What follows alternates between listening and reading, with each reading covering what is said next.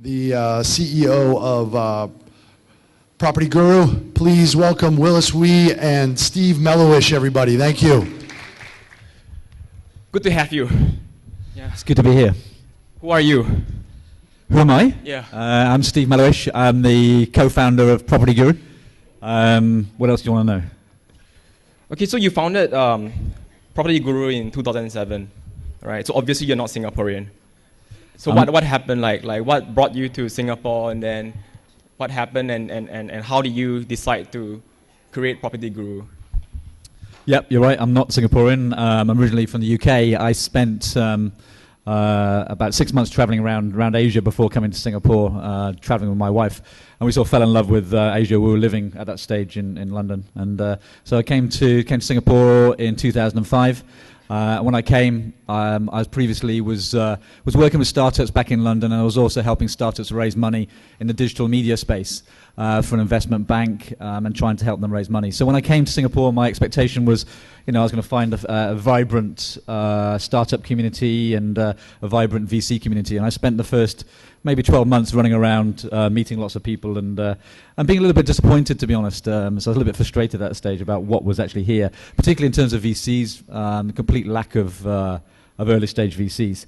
I made a small angel investment in a company which had started about a year beforehand, and I eventually got pulled into that company. It was an aspiring social network site for comic lovers and fans, and I ended up running that very, very brief time. But during this process in 2006 in Singapore, if anyone can remember what was happening in 2006, the previous 7 or 8 years, the property market had been flat here, and it hadn't really moved for about 8 years. And then 2006, economy was starting to do very well, and we had this big thing called en bloc took over. It's a big en bloc fever, so enforced block sale.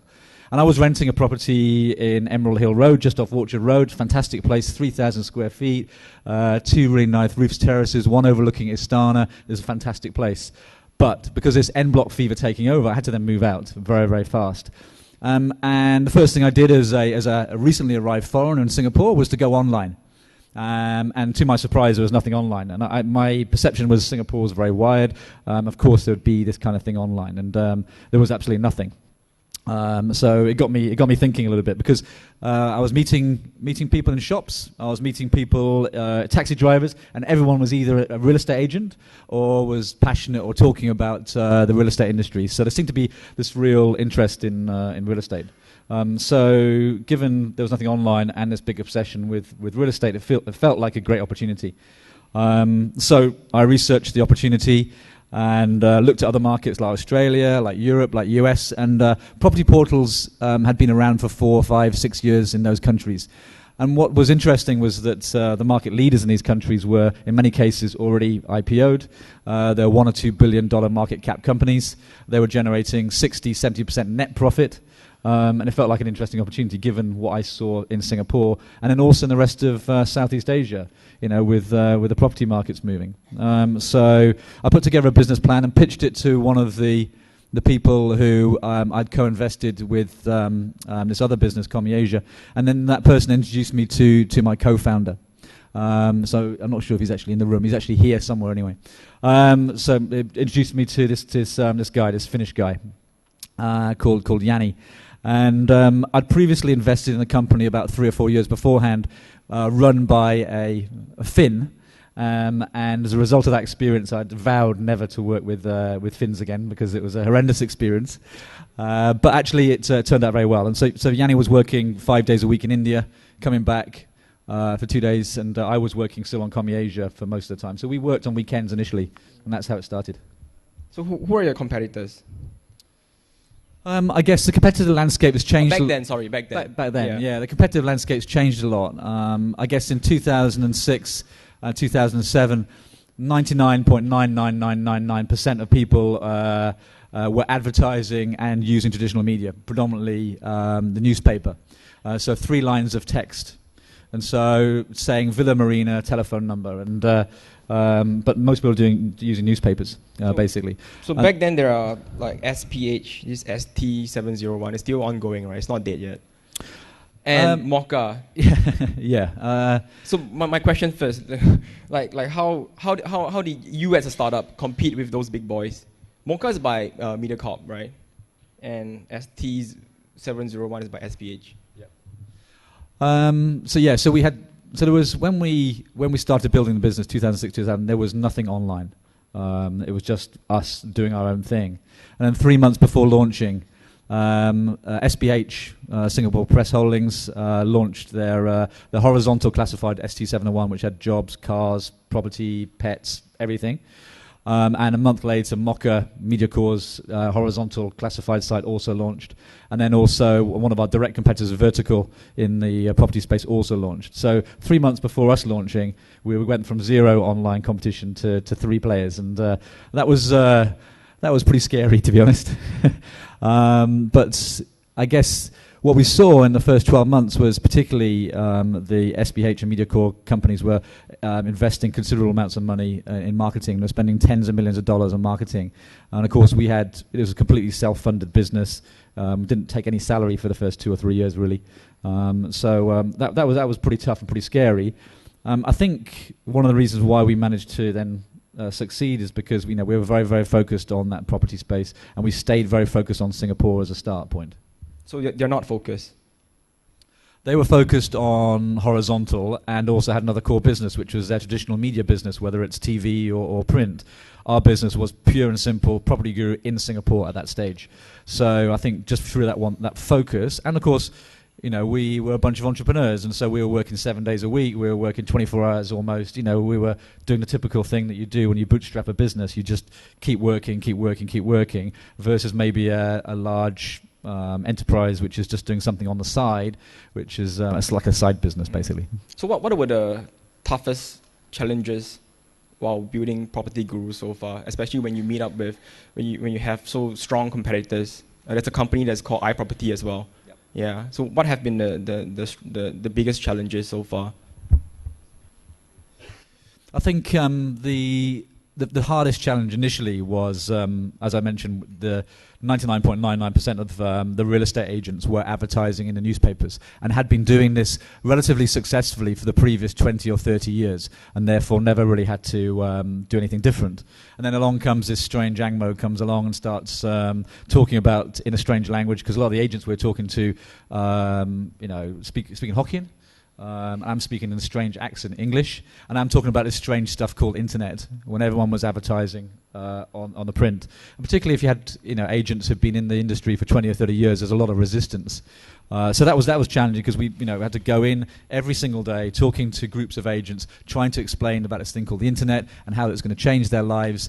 And gradually, one by one, we made it very easy. The entry point was very low. It was about $100 at that stage. So for an agent to advertise, it wasn't too expensive. The entry point was relatively low. But what they then found was that immediately they were getting inquiries and leads and actually doing transactions through the platform at a very low investment. And then, so in the first year, we ended with about 1,000 real estate agents who were paying. In the second year, we had 4,000, and then 10,000, and then 24,000. So it grew very, very rapidly from there. So today you have 24,000 agents using. So how much are they paying per agent? The average in Singapore is around about $600 now. So it's gone from about $100 to $600. Okay, so what is your revenue? 24 times by 600? That's not the only revenue we generate. We generate revenue from the subscriptions. So agents come along, they pay some money, 12 months to advertise their property, and we just bring them lots and lots of leads. And all they need to do really is close one transaction. It probably pays for advertising for 10 plus years. But also some agents, a very small number, will pay for extra services to get extra exposure. So in one case, our largest single agent client is spending $100,000 on a regular basis with us. And so, but these guys are generating obviously significant returns through the site. So they're doing their ROI basically. So you have some agents doing that. We also make money from the real estate agencies as well. So some of the agencies spend money on things like new project marketing and this kind of thing. And then real estate developers, when they're doing a new project launch, they will invest and do a big campaign to push this project, pre-launch, launch, and then after launch. So what is your revenue for 2012? We don't publish that. It's tens of millions of dollars. The bulk of the revenue still comes from real estate agents, and it comes from Singapore. It's about 70+% from Singapore still. Okay, is PropertyGuru profitable? PropertyGuru Group was profitable 2009, 2010. 2011, 2012 was not. It will return to profitability next year. The reason is Singapore is very profitable, and it's funding our growth into new markets. So in 2011, we went Singapore into Malaysia, into Indonesia, into Thailand in a space of about 4 months, which is pretty crazy. So since then, I guess the last 2 years, we've been taking the profits from Singapore and investing it in those other countries to help those countries grow. Okay. So as a result of that, the group is not profitable currently. So in 2011, you expanded to 3 different countries, right? Indonesia, Thailand, Malaysia. So when we were talking offline, and you said that this is like one of the mistake that you made as a startup to expand so quickly. Like why? And if you were to go back in time, how would you do it differently?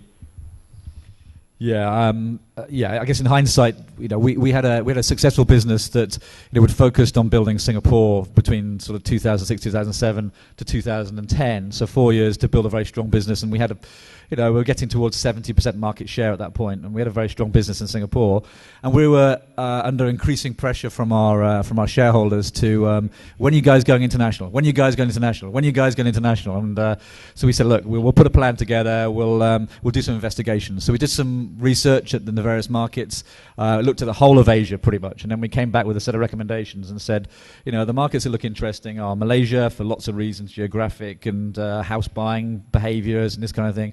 Indonesia, just because of scale and also what's happening from an internet and mobile point of view. Thailand was interesting from an online advertising point of view. We saw that growing very fast. And then also we looked at places like Hong Kong and other markets. But through the investigation, we spent time on the ground, also talking to different companies, and we stumbled across some potential acquisitions. And so we ended up going and acquiring 3 companies. So we acquired a company in Malaysia, we acquired a company in a website in Indonesia, and also a company in Thailand. And so the organization in 2010 was just focused on supporting Singapore. Singapore management team, Singapore sales, Singapore marketing, editorial team, just focused on Singapore. And then suddenly overnight, pretty much, we then went, bang, here's Malaysia. You guys have to now help Malaysia. Or bang, here's Indonesia. You guys have to help Indonesia. So 2011, we just completely almost stretched the company to breaking point. The people who were previously just working on Singapore suddenly were now supporting 4 countries and trying to grow those 4 countries. And we really stretched people to the max. And for me, if I look back, that was probably one of the mistakes that we made, which was trying to be a little bit too ambitious. We were very opportunistic. We saw these opportunities. We wanted to grab them at one time. And being typical entrepreneurs, we want to do everything tomorrow. And and I guess we really put people through a lot of stress, basically, through that process. So how would you do it differently? Because you see 3 different companies that are highly potential. If you don't buy them, your competitors would. Right, so how will you do it differently if you don't go for speed and you do it one country at a time, and you will lose speed, right? Yeah, it's a good question. It's something which we've mulled over a lot. So one option would be if there is a danger that this company is going to be acquired, you can go ahead and acquire it, but then you don't suddenly have to completely change their platform, completely start investing in the sales, marketing, customer service, editorial, revamping their website, launching new products. You can still buy the company, give them some soft, high-touch advice and support, whilst not doing the deep dive stuff and what we did. So that would be one way. The other way, of course, is to build from scratch. There are pros and cons for both. Certainly, I've been talking to companies in the last sort of couple of weeks or so about their growth strategy, and one of the things that they've been doing is doing a franchise model or a sort of a buyback. So you co-invest with a company, and then with ability to then buy back the company at X times multiple of that company. So I think there are different ways of doing it, and I think we wouldn't do that again. So we will definitely look at different models for different markets going forward. So how much money have you raised so far? We've raised about $22 million Sing dollars ploughed into the business, but as you know, we also raised $60 million from Deutsche Telekom last year, and that was ploughed into the business, but also some of that money went back to the shareholders and the investors and the founders. So the founders did something like a 24x on their investment in 3 years, so they were pretty happy on that. So you are happy. Yeah, no, I'm very, very happy. How much did you get? How much did I get? How much cash did I get? It was a few $1 million basically. How much? Come on. But I haven't cashed out completely. I've still a few $1 million. Actually, I haven't told anyone of that before. So yeah, okay. So but 2/3 of the investment from the original investors and also from myself and my partner Jani is still in the business. So we're very, very motivated to grow the business to the next level. So we haven't completely cashed out. 2/3 of our pretty much our total wealth is still in this business. So we're working just as hard as before as we are now. So I mean, nothing really has really changed, other than the fact that when we went through this whole investment process, our aim was to try to get at least 2 term sheets from investors and to target financial investors, because we felt that financial investors like VCs would help us IPO. And we ended up with, instead of 2 term sheets, we ended up with 11 term sheets at the end of 2011, which is a nice problem to have, but it also caused us a lot of problems as well in terms of deciding which partner to go with. And so you're never really sure when you choose a big investor, because it's a long-term relationship. It's like a marriage, and you're never really sure how it's going to work out. So the investor we chose is a Deutsche Telekom-backed digital subsidiary called Immobilien Scout 24, which runs the leading property portal in Germany. It's about 70% market share in Germany, very, very large, profitable business, also in Switzerland and Austria. And the reason we chose these guys was because they were very entrepreneurial, very, very open, very, very professional. And through the whole process, they said, right, in 2 days, we're going to get you, typical German, right? In 2 days, we're going to get you this. And it arrived. 3 days, we're going to do this. 4 days, we're going to do this. And every time they said something, it happened. And that was very, very different to the other experiences we had. Since the investment, though, the guys have just been just awesome. We've had probably about 28 people from their organization in our organization helping. So when we've got a problem or when we come across something which we think we can use these guys for, we say, look, we've got a problem. We want to understand the process you go through in terms of pricing. How do you maximize margin? How do you maximize inventory? Share that with us. And they've actually got a pricing team. We haven't got a pricing team. We've got some people who do it in their part-time job, right? So then, they've taken us through the whole process they go through in terms of looking at supply, looking at demand, looking at inventory management, and that kind of thing. Online marketing, their team's 4 times the size of our team. So rather than make exactly the same mistakes as that we would potentially make that they made, we're just accelerating that process. And I credit them with helping us double our revenues last year. After 6 years, we've still doubled our revenues, and a lot of that I would credit to the support we've had from these guys as well. So I think we're very fortunate that we chose the right investor. So with a couple of million in your bank, what have you bought so far? What, me personally? Yeah.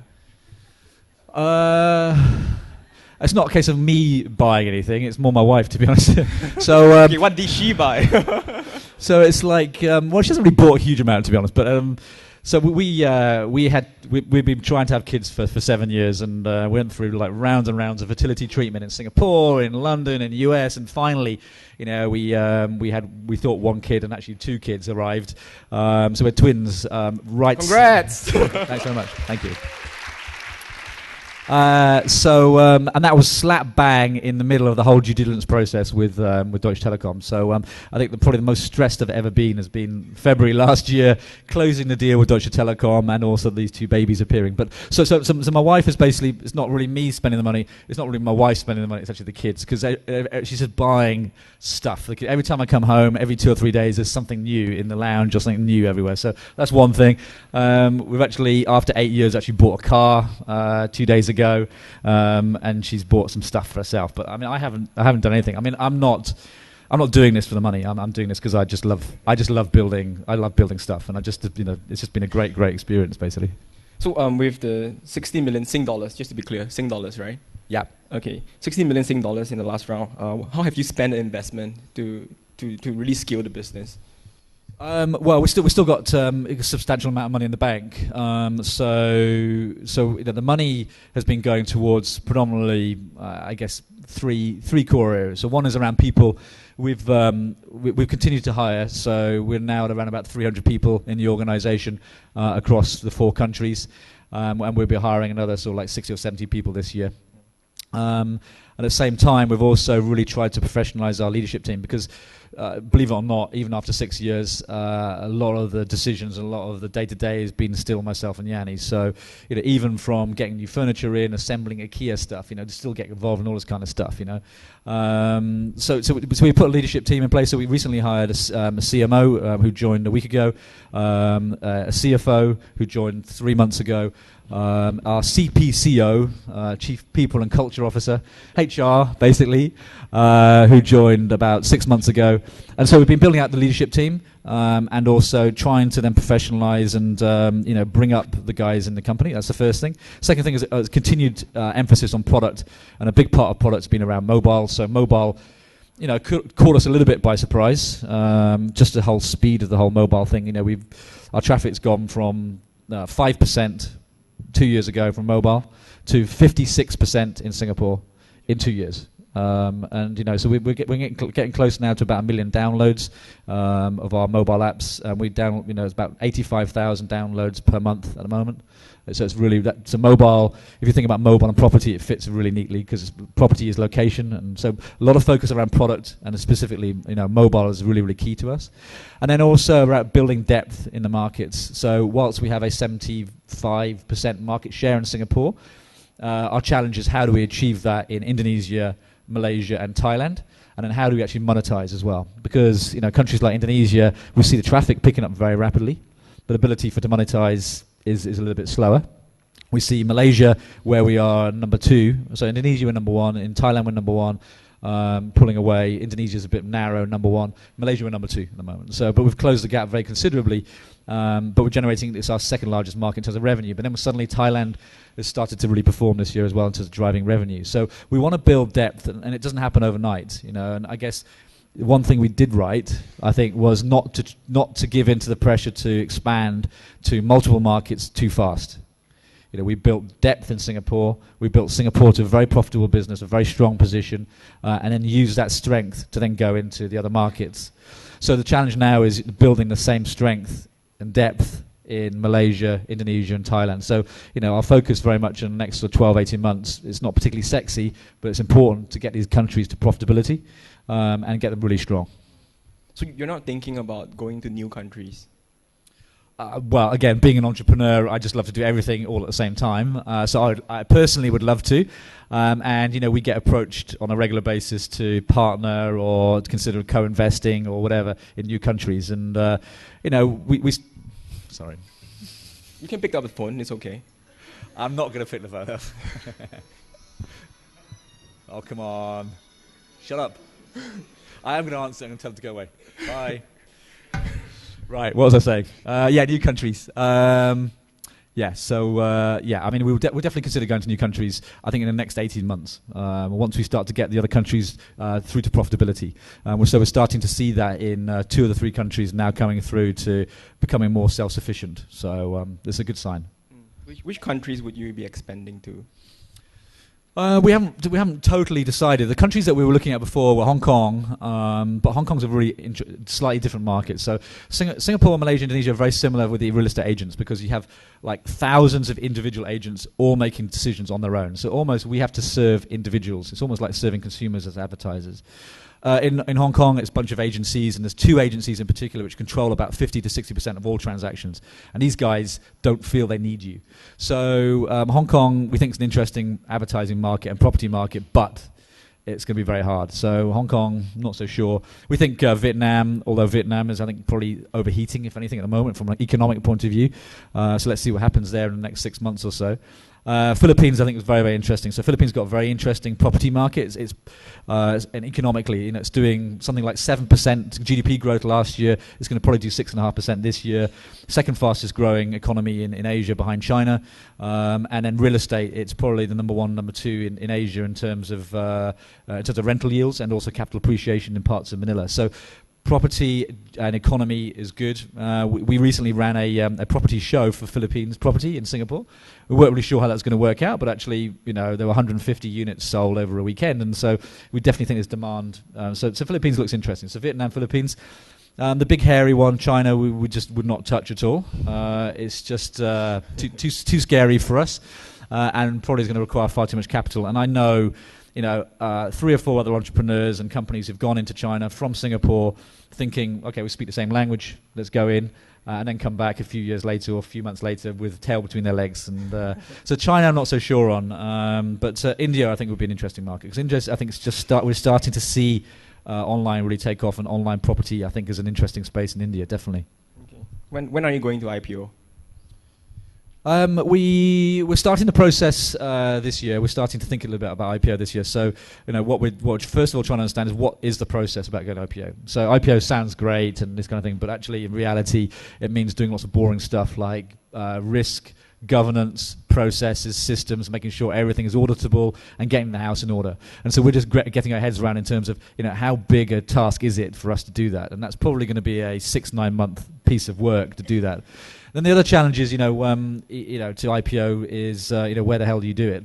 We started that process as well, and we started looking at the whole of, US, UK, Hong Kong, Singapore, and Australia, and all of them have pluses and minuses. The most obvious one, of course, is Singapore, because we have a brand here. We are one of the largest websites in Singapore. So people know the brand, and therefore logically you would do something in Singapore. The challenge in Singapore is the fact that there are no real tech companies on the stock exchange in Singapore, and therefore when you start talking about multiples of valuations that we like to talk about, 10, 11, 12 times revenue. If look at SG Carmart recently, right?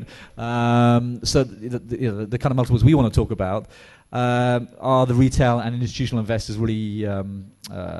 Do they really get that in Singapore or not? Because they're used to working in traditional business, which are doing maybe 10 to 15 times PE, not times revenue multiples. And then you look at someone like Australia, and Australia's just got like this whole catalogue of just very, very successful online businesses, which are doubling in valuation almost every year, and actually now bigger than the traditional businesses. So I'll give you one example. So Seek, JobStreet, JobsDB, a job website in China, grown very, very rapidly in their home country and also overseas, very profitable, and for investors that invested 5 or 6 years ago have made a ton of money on Seek. Exactly the same with car sales in Australia. Exactly the same with What If in Australia. Exactly the same with realestate.com.au in Australia. You've got these companies that done really well, and the multiples are very high and the valuations are very high. So the market in Australia really understands online, but doesn't really understand Asia so much, because it's quite inward looking. So the challenge is, where would we go? And that's one of the things that's occupying us at the moment. So we're having conversations currently, but we would look to sometime next year. So probably on the last few questions, what do you think about the current batch of entrepreneurs in Singapore? Just be honest. It's okay. They wouldn't feel offended. Are you sure? Yeah, I'm pretty sure. Really sure? Very sure. No, okay. So I think I must admit I'm not as plugged into the whole entrepreneur startup scene as I used to be a few years ago. So, but I just give you a little bit of perspective. My view is that when I first arrived in Singapore 7+ years ago, the whole startup scene was really, really embryonic. I met some really, really passionate, smart undergrads, young, people with a really strong dream, trying to, aspiring to build a business with zero infrastructure in place. Angel investors to 50 or 100K, and then Series B, Series C growth investment companies. No Series A investment at all, and it was really, really embryonic. And I was very, very disappointed, as I said before. Now, if you fast forward to where we are today, the scene is in a very short space of time, it's completely and fundamentally changed. And I'll give you some examples. So not only have you now got local entrepreneurs, you've also got international entrepreneurs. Not only have you now got some local it's NRF-funded VCs who are very, very smart and are now investing in that Series A space, but you've also now starting to see some of the big heavyweights from the US starting to have a presence and starting to focus, likes of General Atlantic, TBG, Tiger, Sequoia starting to do some stuff in Southeast Asia. You're starting to see Bessemer starting to do some stuff there. Draper Fisher doing more stuff again in Southeast Asia. So you're seeing the VCs and investment coming in locally and also internationally. And at the same time, it's burgeoning online community. You know, you've obviously had some presentations earlier on, right? So Rocket Internet, you know, very, very aggressive, growing very, very fast. Airbnb here. You've got recently LinkedIn move here. You've got TripAdvisor move here. You've got Facebook growing here. So that whole online space is now growing. I think so the whole environment is different. You're starting to see M&A activity. You know, Singtel with Hungry GoWare. And of course recently, you know, SPH with SG Karma. So you start to see M&A activity, investment activity, startup activity, big online companies coming into Southeast Asia. You know, so I think the whole market has changed, and I think what this now will mean is the infrastructure and platform is in place to support burgeoning entrepreneurs. And I think, you know, the people I've met recently are a very, very different breed. And I recently invested in a startup here, in fact, last week. Which company? Redmart.com. It's a online shopping company. I met them, and it was an interesting experience because it reminded me of our early days when we were just 30 people or 20 people, and just that raw energy of can do and just get going, just make it happen. And that was really inspirational to me, and one of the things which I really took from that was a bunch of smart guys, bunch of smart management team and advisors in place, but also what they seemed to be doing was actually putting processes and systems in place at the very start, and that was one of the things that we never ever did. So, you know, I think if one of the lessons that we would learn if we did it again, I would definitely do a little bit more around process and systems up front. I think it's more important for that business. It relies very much on logistics. So, but anyway, so I've been very, very impressed, and I think the whole market environment has changed considerably, so compared to 6-7 years ago. Okay, last question. So, if you can impart some of your knowledge, you know, to all those budding entrepreneurs today, so what would you tell them? What kind of advice would you tell them? Wow, that's a big question. I guess the first thing would be just to go and do it. A number of people I meet who have lots of ideas, and then don't get off their arse and do something about it. I have just enormous, you know, admiration for anyone who has the gumption and drive to go away and just do something. So for me, number one, if you believe in something, you think so, just go and do it. The risks are relatively low. I think the environment in terms of funding is there now as well. So just, you know, it's a lot easier now to get the funding and to get on the radar screen. You've got all these companies with NRF money trying to spend money. So try and take risk and believe in yourself. And, you know, just do something which you feel really, really passionate about. Because a number of people are talking about bored in their corporate jobs and say, I wish I could do what you do. And you say, well, just do it. So yeah, that would be my big advice, to be honest. The other thing, which I guess lesson for me, was when I first came to Singapore, I was doing some like business plan, startup advice for NUS and SMU and this kind of thing.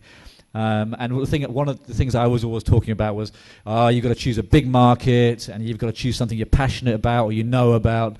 And I chose Singapore, small market, and real estate, which I knew nothing about. So actually, you know, just try it, basically, you know. So can you buy me a meal now that you have money? Yeah. There's a hawker, $3.50 just around the corner. Let's do it. Okay, Thank you very much. Thanks very much.